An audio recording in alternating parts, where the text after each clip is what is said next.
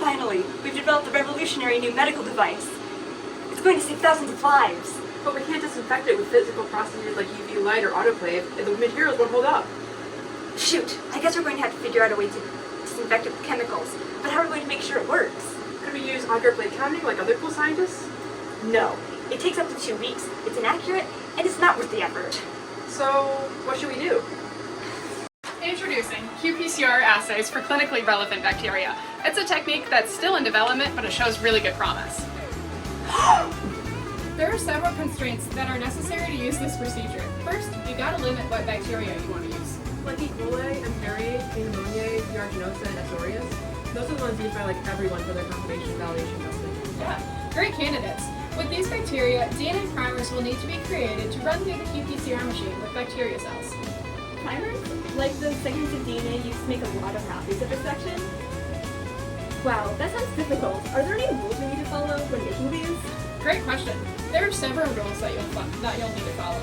I'll walk you through it, like how Senior Design Teammate did. We're going to start off by limiting the DNA sequences we pull from only those that produce proteins unique to the bacteria species and are found in all strains of it. Those get run through primer design software and following constraints like the temperature of the primers attach at, how many GC bases there are, and the GC clamps, and a few ideal primers get chosen to be tested out. Okay, great. Now that we designed these primers, what do we do with them? Well, after the primers have been created, the bacteria will be plated with some of our primers, and they will get run through 4 tests to see if the primer is successful. Wow, 4 tests? All to see if the primer works? That feels like overkill. Why are there so many? Well, each test does something a little bit different, and each test will determine if we can move on to the next one. This first test will determine if the DNA is being amplified at all by the primer.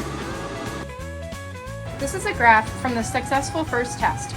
See how the DNA has been amplified, or that there has been a lot of copies made of the DNA? Yes, what happens next? Now we can see if we can generate a calibration curve from these results. Yippee! This is a successful calibration curve. Something that can tell us if it's successful or not is this CT value. A curve's cycle threshold, or CT value, is the point in which the amplification reaches a threshold value calculated from the average fluorescence of the earlier cycles. This graph shows that the CT value is strongly correlated with the concentration of bacteria across various dilutions of the stock. This means that the primer works, right? Well, not quite yet, but we're on the right track. Okay, then what's next? Well, we gotta check to make sure if the curve can be used against an unknown number of bacteria. We'll make 3 different stocks of unknown concentrations, run a qPCR experiment, and then see if what the machine tells us matches up with what we're finding on our agar plate counts. Look here. The concentration of the stocks calculated from the qPCR results are within 1 log difference from the concentrations calculated from the agar plate counting. This looks super promising.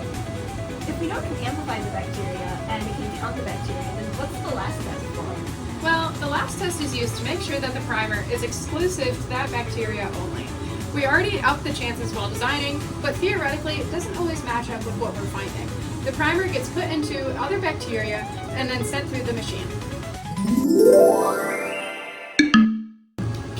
Bummer! We don't even have a good control plot. We have no idea if this is specific to just E. coli.